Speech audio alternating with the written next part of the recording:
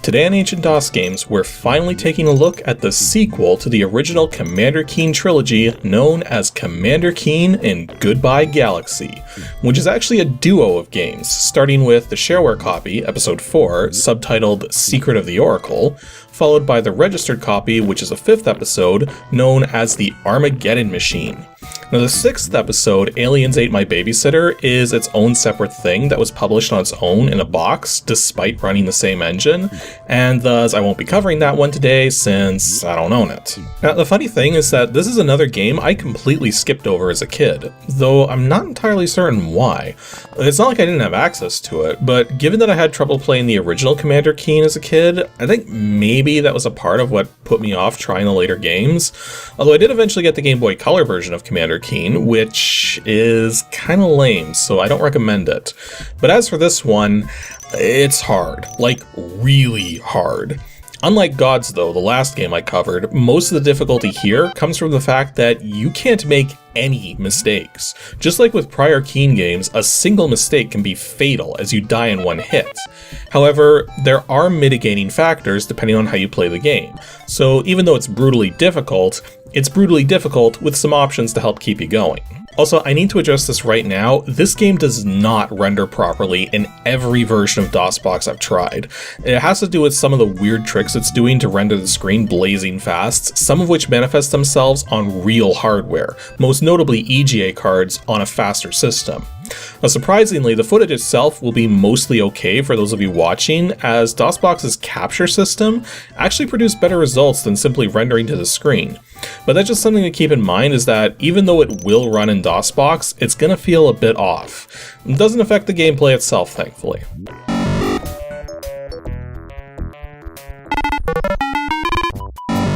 Commander Keen and Goodbye Galaxy was developed by id Software, same as the original trilogy, and once again published through Apogee around the end of 1991. Now it's a one-player platformer with support for CGA 4-color and EGA 16-color graphics running at 320x200 resolution, and supports both the PC speaker and AdLib for sound. And keep it in mind though that you won't hear any sound at all until you actually start playing the main game, as the intro and menus are devoid of any sound or music. As for its current release state, it's still shareware, and the registered version can be acquired from the 3D Realms website for $5. However, you're technically better off getting it from Steam, since it's the same price over there, but instead of only getting Goodbye Galaxy, you get the first 5 Keen games altogether.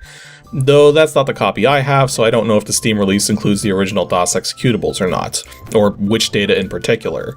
For instance, even though the version on 3D Realms is the DOS version, with a copy of DOSBox included, it's completely lacking the CGA graphics files, meaning it only runs in EGA mode. Although here's a little bit of CGA footage from the shareware copy I downloaded, just so you can get a quick fix if you need it. In terms of physical copies though, well, just like most games only released as shareware discs and not in a box, physical copies are very rare and it's difficult to gauge how much they should be selling for. I saw a couple original 5¼ discs priced at $99, even though most I could find anyone having spent on anything related to these two Keen games being about $27, so I have no idea what the actual floppies of this game should be selling for. Just keep in mind that there might be some gouging going on out there. And also be very certain you're getting a registered copy. It's very common to find stuff like this for sale as original shareware discs from random vendors, not the registered version. So, just to quickly touch on the story, Billy Blaze, aka Commander Keen, is working on a special device known as the Photakion Transceiver, when it picks up a broadcast which seems to indicate an alien race called the Shikati plan to destroy the entire Milky Way galaxy in a single stroke. With little else to go on though, Keen needs more intel if he's going to stop this dastardly plan. Well, for episode 4, Keen heads to Gnosticus 4 to consult with the Oracle, only to discover that the members of the High Council who are able to activate it have all been kidnapped by the Shikati and scattered across the planet.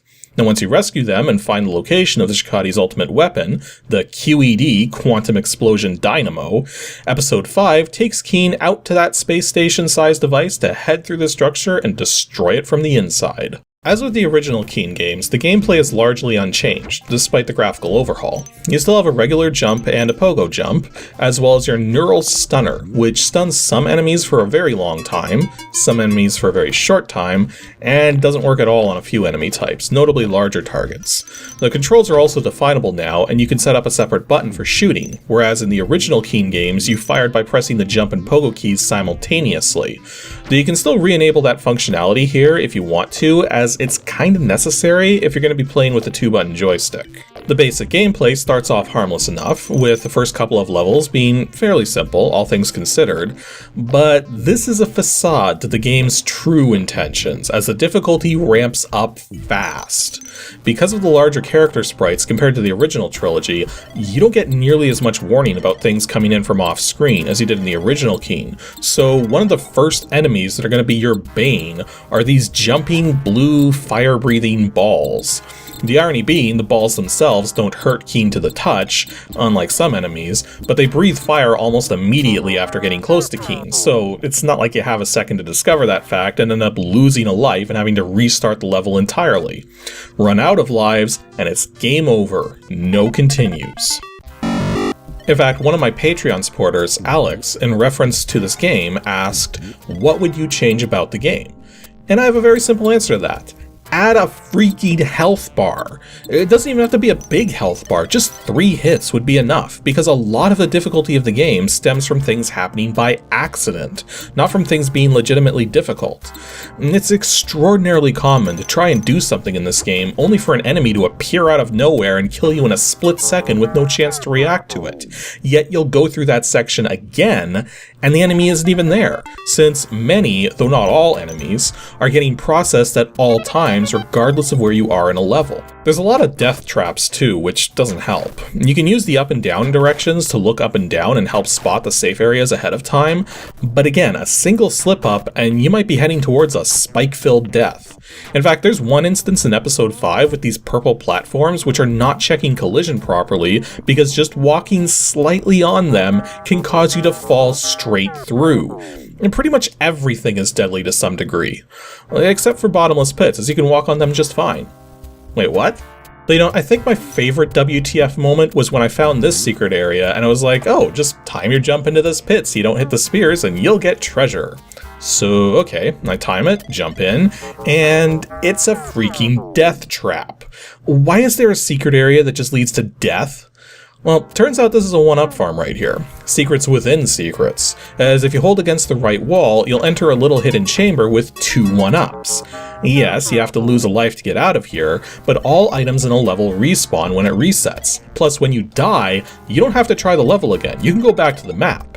So, if you want to play the game without abusing the saving and loading mechanics, you can just find this place and repeatedly die over and over again while getting both one-ups to rack up tons of extra lives. Oh yeah, saving and loading. So, despite how frustratingly difficult the game is, I'm actually not all that mad at it. See, the mitigating factor to the game's difficulty is its saving and loading system, which is basically the equivalent of save states. When you save your game, it saves the exact state the game is in, so you can tone the difficulty down simply by plopping down a save every time you make some progress in a level. In fact, just for sake of safety, I kept 2 saves going, one where I'd only save on the overworld, and another where I'd save mid-level. Now, some people might consider this cheating, but 1, the devs actually put this functionality in here without locking it off or making it difficult to use, so I think even they might have had a notion that they'd created something brutally difficult. And 2, there's nothing stopping you from trying to go through the game without saving, but you're gonna have a bad time if you aren't already aware of all the tricks and traps of every level. In fact, there's a couple of extra tricks to keep in mind that are gonna be immensely helpful as you plow through this game. First and foremost, Keen has the ability to shoot up and down now. It might not seem all that useful, especially since you can't shoot through floors that you can jump down through, but there's a lot of instances where you'll want to shoot something jumping overhead, or through a pole opening above you, or if you're trapped, it's sometimes better to jump over something and shoot down at it during your jump, which is not easy, but doable for sure. The other trick, and this is something that's even listed in the instructions, is the quote-unquote impossible pogo jump. The idea is that you pull out the pogo stick and jump on the same frame, though I found you have to make sure you press the pogo stick button just ever so slightly before you press the jump button, or this doesn't work. When you do this, you get a very high pogo jump from a standing start, or if you do it from a running start or press a direction at the same time, you'll get some sick distance too. Now, this isn't just a fancy high jump, but this actually produces more height than just a normal pogo jump, if done perfectly, making it incredibly useful for getting around and getting items that are otherwise impossible to reach. In fact, you need to learn to use this trick, as I'm pretty sure I ran into a couple spots in episode 5, which would have been impossible to clear without this trick.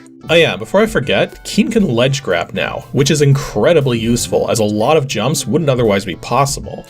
But you have to keep in mind that if Keen's got his pogo stick out, he can't ledge grab. So if you're intending to grab a ledge from a pogo bounce, you need to put the pogo stick away before you reach your apex. Actually, now that you've seen a bunch of gameplay, you might be getting some weird nostalgia sensations which have nothing to do with this game specifically, and that's because of the music. Well, there's not a lot of music in Goodbye Galaxy, but some of it can be found in other games released by id Software, such as the original Catacomb 3D. I mean, yeah, Bobby Prince was pretty prolific with that ad-lib synth, but even he can only produce so much music, and Catacomb 3D and Goodbye Galaxy were released only 1 month apart from each other. And speaking of id Software references, the Dopefish was more than just an early meme, as it was created specifically for Goodbye Galaxy, and is found in the one level which features Keen swimming underwater in a wetsuit. In fact, you find multiple Dopefish throughout the level, and they are large, they are deadly, and they are dumb. The way you survive encountering a Dopefish actually has to do with the little fish that follow you around. In the instructions, the Dopefish is indicated to have only 3 basic thoughts. Swim, swim, hungry, meaning it'll eat anything that gets close enough, including those little fish. And when Dopefish chows down, it stops dead in its tracks for a moment, giving you ample time to get around it or get away from it. In fact, I know reading the manual might seem pointless for a game this simple, but make sure you do, because there's a lot of details which are extremely useful. In fact, one of the biggest secrets of the game is discovered by paying careful attention to this little write-up right here. And no, I'm not going to show you what happens if you figure it out. Overall, I'm not a huge fan of the Commander Keen games, and I'm particularly not fond of how extremely difficult the duo of Goodbye Galaxy games are made to be. But at the same time, the devs offered ways to mitigate that difficulty. And hey, once you've played through these games a couple or 3 times, you'd probably be in an ample position to challenge them without saving, since so much of the difficulty stems from simple mistakes or accidents outside of your control, forcing you to do entire levels all over again. A small health bar and some post-hit invincibility would have made the game far more approachable while still maintaining a high degree of difficulty, but regardless, if you enjoy tough-as-nails platformers, then you'll enjoy Commander Keen and Goodbye Galaxy. Unfortunately though, as of this recording, no version of DOSBox is able to run this game smoothly, or if one of them is able to do it, I couldn't figure out which setting would do the trick. In fact, I gave up when I discovered that even some real hardware has trouble with the game, most notably a combination of a faster CPU with an EGA card as opposed to a VGA or SVGA card.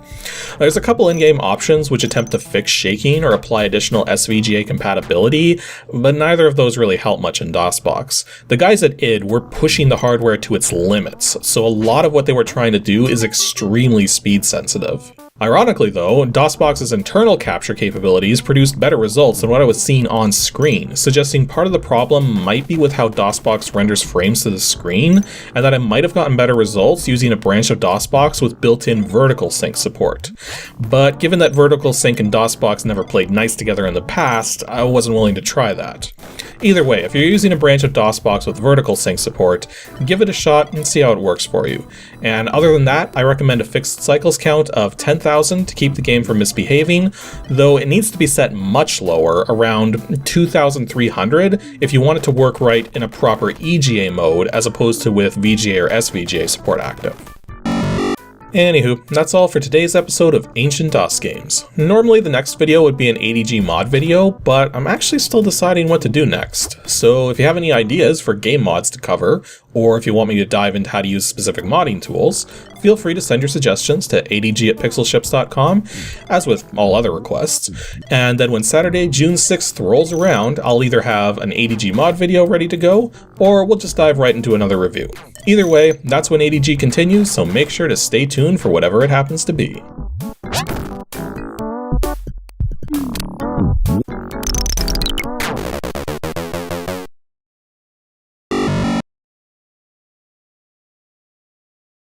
Thanks for watching, everyone, and extra special thanks to those of you supporting me on Patreon. Here's just a small set of you guys.